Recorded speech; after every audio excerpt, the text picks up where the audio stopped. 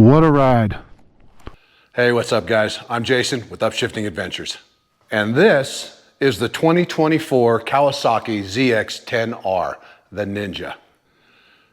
Now, anyone who knows about sport bikes knows that the ZX-10 is known to be a monster of a bike, if not a little bit difficult to handle.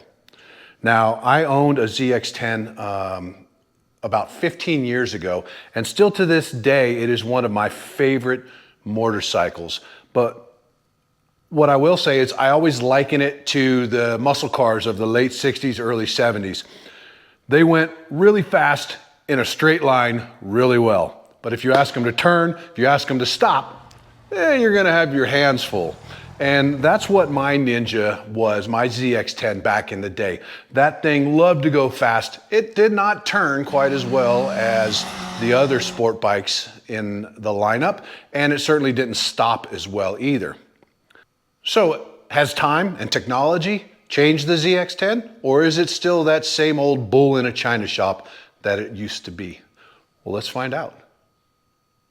But before we get into the ZX-10R, let me do a little bit of business first and say a great big thanks to my friends at Faymeyer's Motorcycle World in Greenwood Village, Colorado, for letting me take this bike for the last couple of days and do a really good test and review on it. I've been shopping at Faymeyer's for almost 20 years now.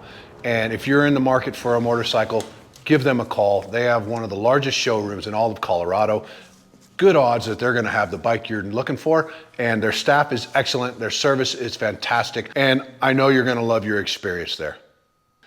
So I've spent the last couple of days getting reacquainted with the old ZX-10R, and I'm happy to report that some of the old characteristics of the bike remain, and some of the less desirable characteristics of the old bike have been updated and upgraded, and this bike is really a lot of fun to ride.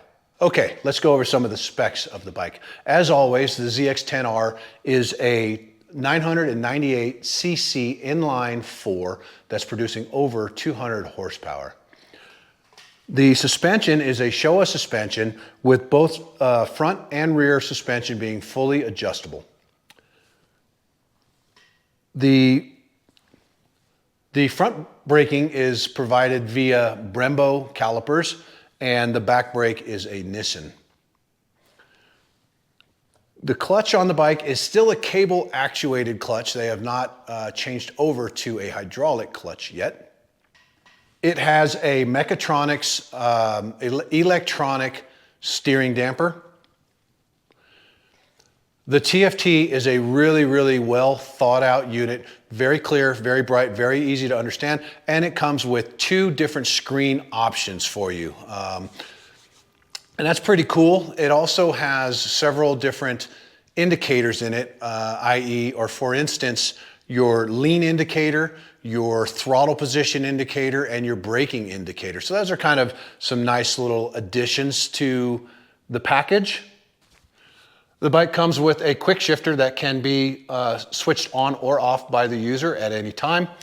And Kawasaki opted to outfit the bike with Bridgestone Battle Axe shoes, and they actually are very good tires, a very good tire combo for this bike. Okay, so let's go over some of the ergos on the bike. First thing first, like all previous ZX models, the windscreen is very narrow and very tall, and provides quite a bit of buffeting for someone tall like myself. The clip-ons are pretty low, and you do end up reaching quite a ways for them, but it is a sport bike, that's to be expected, right? However, the rear sets honestly are in a pretty good spot. It was pretty comfortable for me riding around for an extended period of time on this bike, even with my long legs. I did have a lot of pressure on my wrists due to the placement of the clip-ons, but at least I had the rear sets in a comfortable position. I wasn't getting, my knees and my ankles weren't getting beat up as well. The seat on this bike I find to be very, very comfortable. It's just wide enough to provide enough cushion for your butt while you've got your legs really high on the rear sets, but it's not super wide like my ZX-10 that I had several years back. It was a little too wide this way and too short this way. This one I think is just about perfect. It's a very comfortable seat for a super bike. And lastly, the contour of the tank is excellent. I found that it gave me really good, a really good place to stick my knees up underneath the lip of the tank and good grip when I was braking hard on the bike, okay? So ergodynamically, the tank is a really good design. I like it a lot, even with my really long legs. Okay, so let's talk about riding the bike.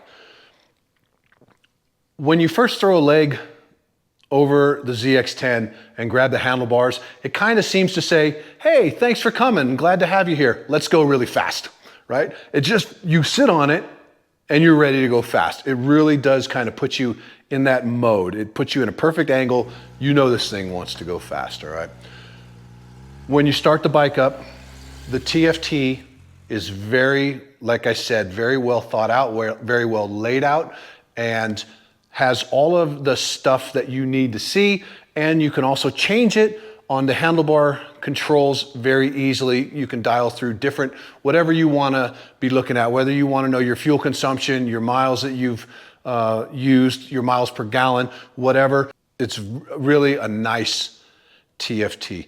Now, like I said, there are also two different options that you can set depending on which one you like most.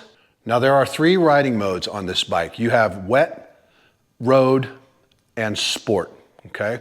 There are also 4 additional rider settings that you can program into the bike and it will remember. So along with the 3 pre-programmed ride settings, which is rain, road, and sport, you can also program in 4 additional rider settings for a total of 7 different settings.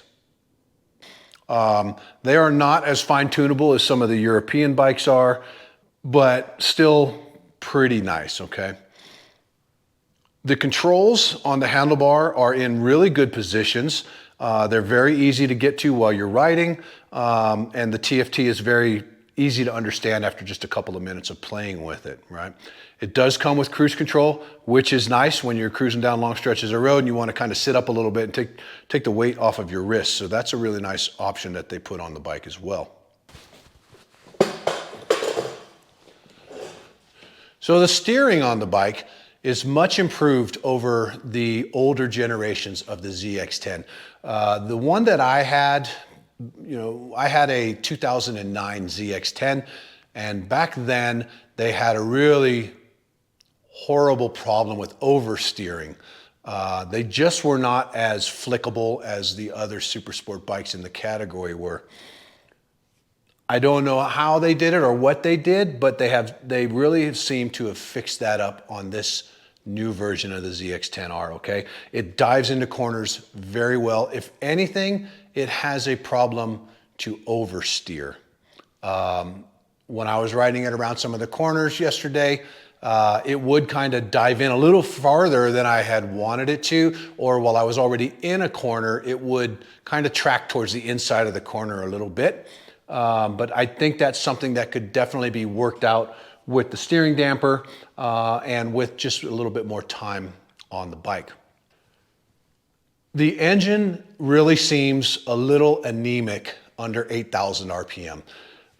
This bike was not meant to, launch from a light very quickly. It's designed to run at high RPM. So it doesn't really start to come alive till you hit about 8,000 RPMs. Leaving a light, you can punch the throttle all the way and it's really not gonna throw you back. It's very tame. Around about 8 grand, it starts to come alive. And once you hit 10,000, it is a fire-breathing dragon. This bike wants to run between 9 and 12,000, which is the red line. That's where it's making most of its power, and it's very happy there. So just know that anything under 8,000 RPMs, it's really not gonna blow your skirt up. It's pretty tame, and like I said, it's kind of anemic. But once you get into those high RPM range, this bike comes alive, and it really, really likes to be there. The quick shifter is an okay unit. It's not the best. It's not on par with the European bikes. This bike also doesn't come with the same price tag, right? But they do offer the quick shifter, which is really nice. I found that the quick shifter works best at wide open throttle. If you're just cruising down the street and you're maybe at halfway throttle or half throttle and you go to upshift, it does seem that it goes into neutral a little too long. It lets the revs pick up a little too long before it engages that next gear, and you get a little bit of chop with it. But overall, it's still a pretty good quick shifter. Now, downshifting, the bike wants to be running at almost race RPMs. If you let the RPMs get too low, you can stand up on that all you want, and it's not going to downshift. You'll have to engage the clutch. I found that going downshifting into all the way down into second gear was usually pretty reliable. Sometimes getting into first gear, if you're going too slow or if it doesn't like the RPMs that it's in, it's not going to go into first gear. You're going to have to grab that clutch and downshift it that way.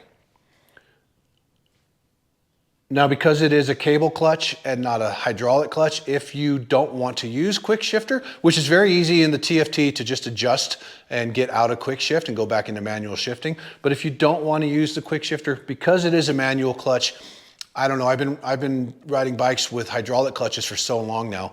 It's very slow. It seems to take an eternity to shift. And two, when you let the clutch out, it is kind of clunky when it re-engages back into gear.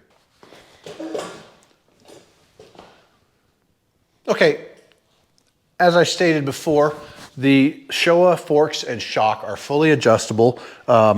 You can set it up for the riding that you like. I have not messed with them. I found it to be okay for me. And I don't know, I can't say for sure just what kind of range you get out of the adjustments, but they are fully adjustable. So that is a nice addition that Kawasaki put on the bike.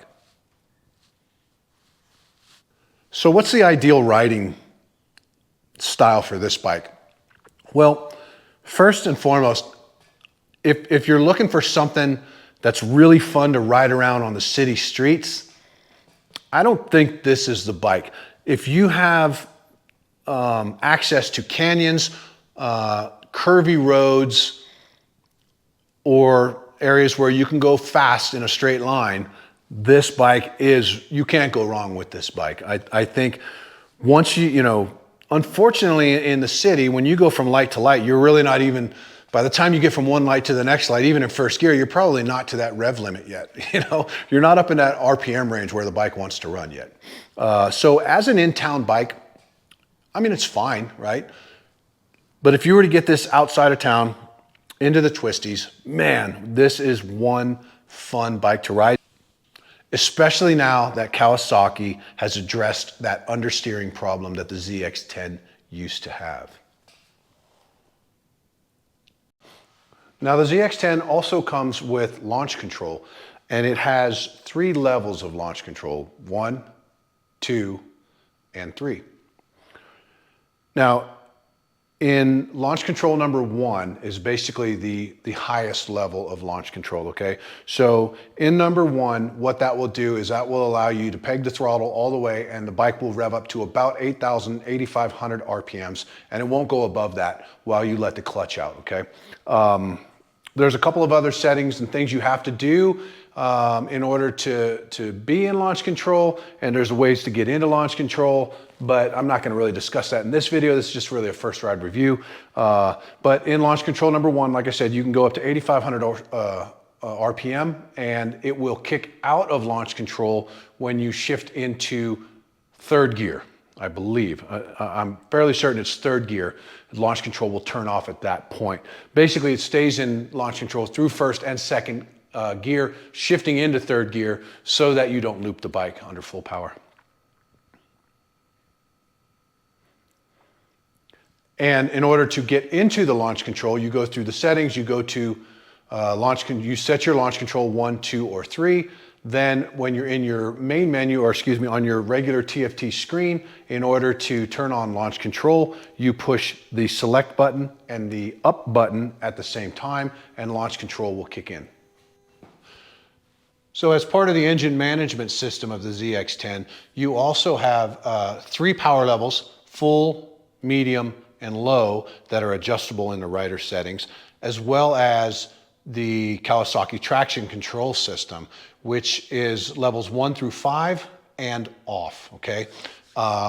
Number 1 being the most control, number 5 being the least, and then off. So depending on what you're doing, you could actually, like I said, you have 4 different rider settings on the bike as well. So you could put rider number 1 setting as full power, no traction control, you know, and sport mode. Or you could set rider number 2 in road mode, medium power, and, you know, mid, you know, 3 for the traction control, etc., etc. So it's pretty adjustable. Okay guys, so that is about it for my review of the 2024 Kawasaki ZX-10R. I hope you enjoyed the video. If you did, please give me a great big thumbs up. Don't forget to hit that subscribe button. It really helps me out a lot. And one last time, I want to give a great big shout out to my friends at Faymeyer's Motorcycle World in Greenwood Village, Colorado, for giving me this bike for a couple of days to test and evaluate. You guys are the greatest, and I really appreciate all of your assistance. All right, well, I hope to see you guys out on the road.